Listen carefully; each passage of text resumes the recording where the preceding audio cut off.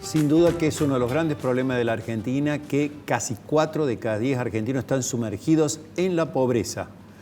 Incluso hay muchísimos habitantes de nuestro país que están buscando nuevos destinos en otras partes del mundo. Por caso en Italia, como vamos a tener un relato de un adulto mayor, de una mujer en realidad, que fue a Italia pese a sus años a buscar un nuevo desafío, un nuevo destino. Ahora nos concentramos en los jubilados porque hubo muchas novedades sobre este tema en los últimos días.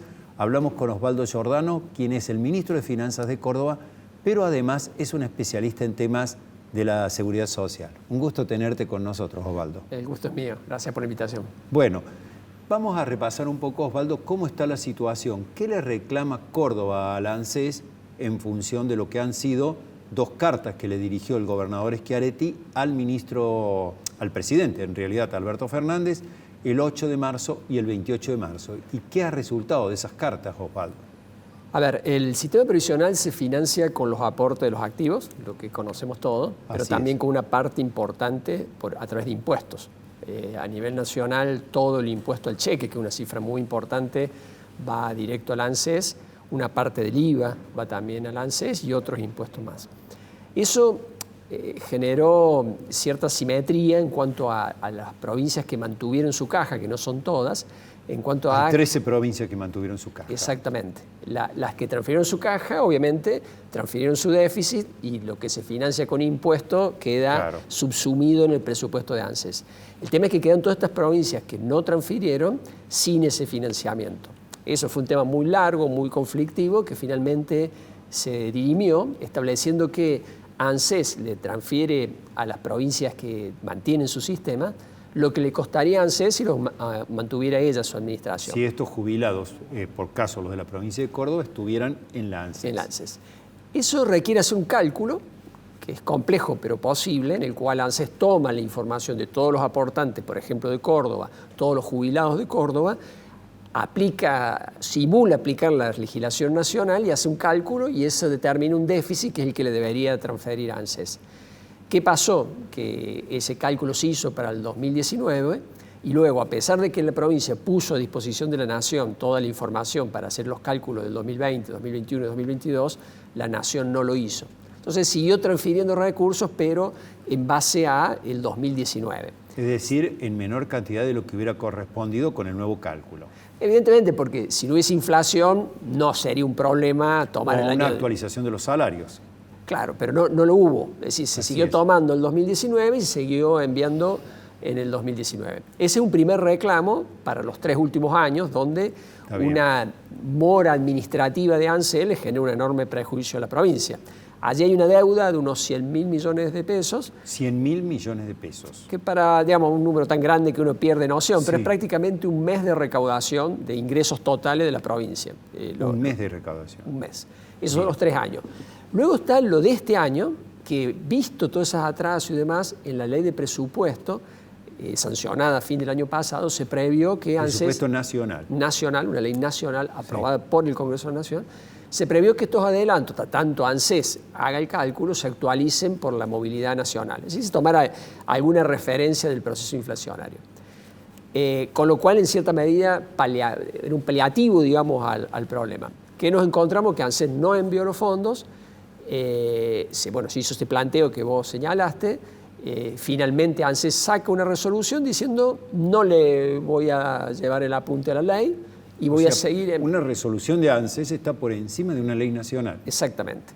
No voy a hacer actualización. A pesar de que el Congreso dijo hay que actualizar, yo voy a seguir pagando sin actualización. Y eso, lo que hizo esta semana. Mandó enero y febrero sin actualización. Es decir, hay una deuda de alrededor de 100 o 110 millones de pesos que tiene que ver con los años 20, 21 y 22, y ahora hay una diferencia por este primer trimestre. Sí, que se va a mantener si que sigue ANSES con este criterio, digamos. Con los escasos recursos que hay en el orden nacional, yo diría que es una situación que hay que verla hasta por lo menos diciembre de este año. Todo ese panorama financiero, ¿puede complicar el pago de las jubilaciones en Córdoba? ¿O cómo se financia esa falta de esos recursos, 100, 110 millones de pesos, más lo que va a faltar de este año, Osvaldo? Mira, un colega tuyo me preguntaba, bueno, ¿qué significa? Olvidémonos toda la deuda porque ya pasó. ¿Qué significa hoy que ANSES, en lugar de mandar los 4.300 millones que debería mandar por mes, manda 1.100? Sí. Esa diferencia, bueno, es más o menos 250 créditos hipotecarios que da el Banco de Córdoba para la vivienda. Es decir, prácticamente un pequeño barrio que no se hace por mes.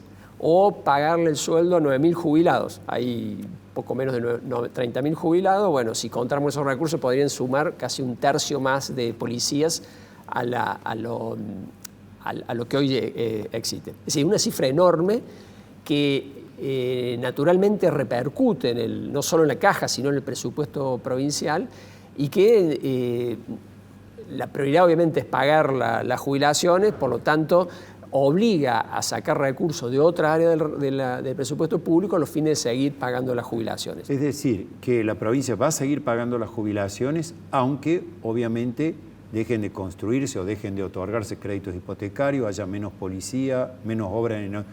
Pero ese 10%, calculémoslo así, 10%, un poco menos, de lo que son los jubilados hoy en Córdoba, ¿tienen algún riesgo para el resto del año, Osvaldo, o está asegurado ese pago? No, está asegurado en la medida en que exista todas estas alternativas. Es decir, la provincia de Córdoba tiene una solidez que le permite hacer ese tipo de reasignaciones presupuestarias a los fines de mantener la jubilación. Ahora, insisto, no es gratis eso. Es decir, semejante cantidad de recursos que se pierden, en algún lado de la actividad del Estado repercute y por lo tanto en la calidad de vida de los cordobeses.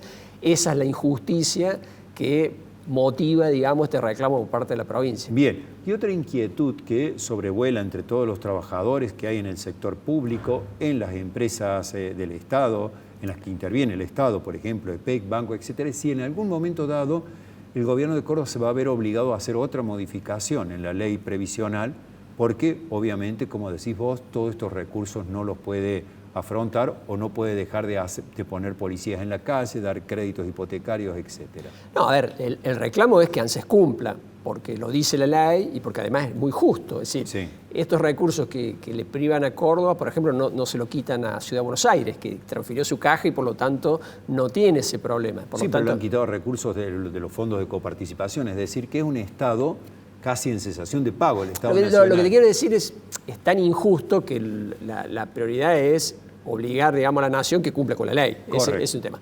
Después, por eso no es una resolución para ese problema, una reforma interna nuestra, sino un reclamo hacia el gobierno nacional.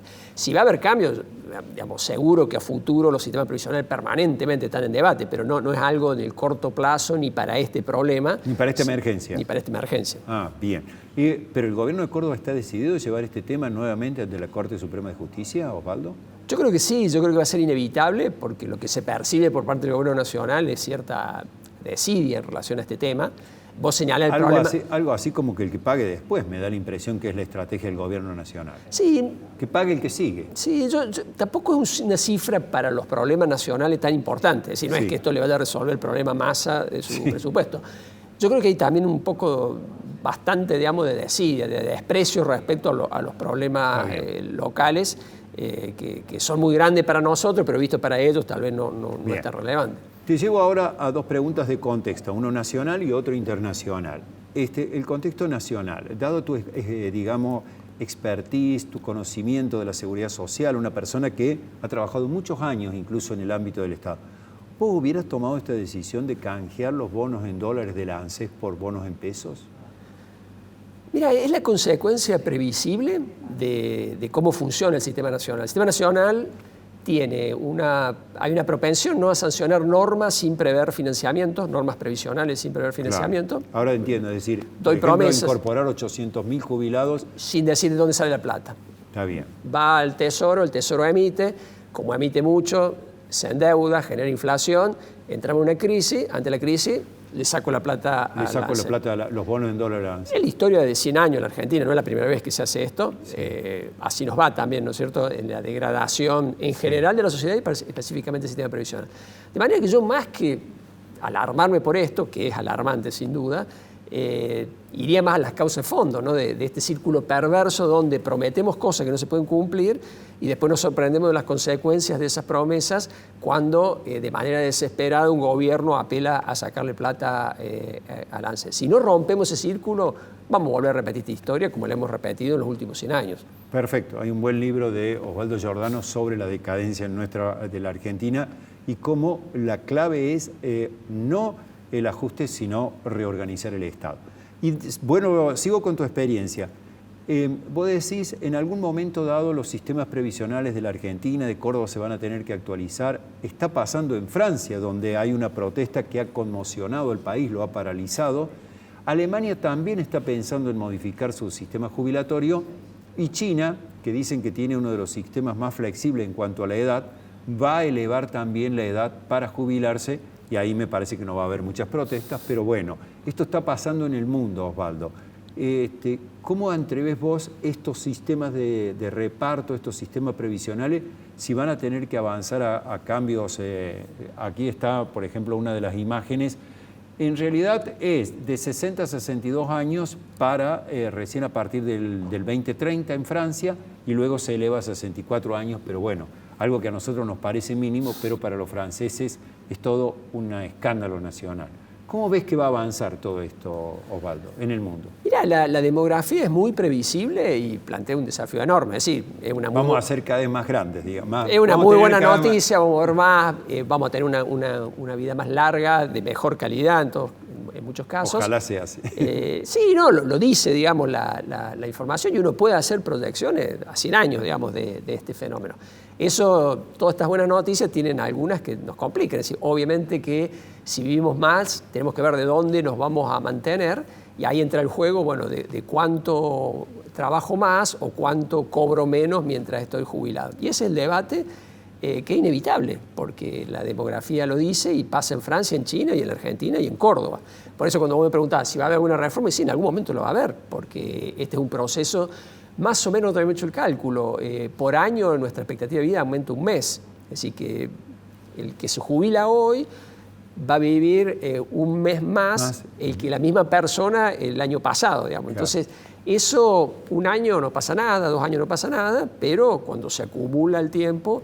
Y se acumula además, digamos, el grupo, me parece, previsional, el número previsional. Claro. La cantidad de gente que está La cantidad de gente, es decir, cada vez somos una población más vieja. Entonces, lo mejor que uno puede hacer es preverlo, aceptarlo, tomarlo con la flexibilidad que merece e ir adaptando, ir previéndolo, no haciendo promesas que sabemos que no se van a cumplir. Es el problema de la Argentina, es decir, sabemos que es incumplible esto y después nos enojamos cuando entra la crisis. Es inevitable, digamos, el debate, no hay una única solución, pero lo mejor es hacer el debate y buscar la solución y no esperar que la realidad nos pegue en la frente. Un debate inevitable y hay que pensar una solución. Y para cerrar, Osvaldo, dado que tu opinión es respetada, no solamente a lo mejor dentro del peronismo, sino también uno ha podido apreciarlo en Juntos por el Cambio, ¿qué aconsejarías vos a las futuras autoridades si deberían volver a una especie de sistema mixto en donde están los que aportan al régimen de reparto, a la jubilación, a la ANSES, como se conoce,